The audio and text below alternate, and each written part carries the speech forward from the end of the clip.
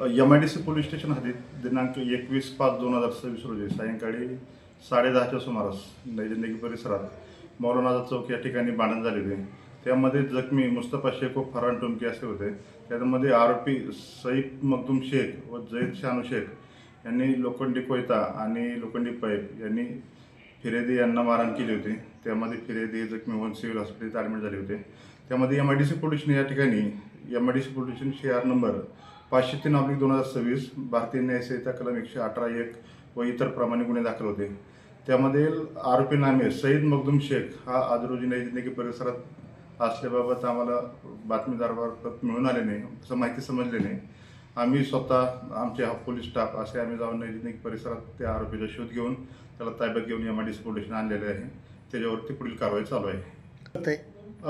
दीड म्हणजे त्याला आम्ही शोध घेण्यासाठी नैजंदिकी परिसरात गेलो होतो.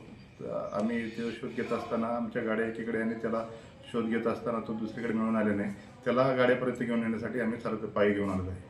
आरोपीची काय गुन्ह्याबाबतची पार्श्वभूमी मिळून येत नाही, परंतु त्याचे थोडं त्या परिसरामध्ये दहशत निर्माण करणे किंवा ते वादग्रस्त टाकणे, लोकांना धमकवणे अशी पार्श्वभूमी त्याची मिळून येत आहे. त्याच्याबाबत आम्ही कठोरात कठोर कारवाई करण्याची ठेवली. टोटल आरोपी किती आहेत त्यात?